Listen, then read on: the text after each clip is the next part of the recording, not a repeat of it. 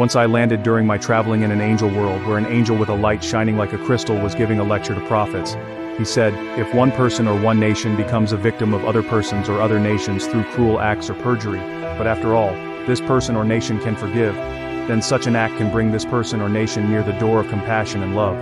However, if instead this person or nation seeks revenge, even by trying to do so through legal proceedings, the spirit of peace will ultimately leave this person or nation, and an ongoing conflict will arise that will cause many wars.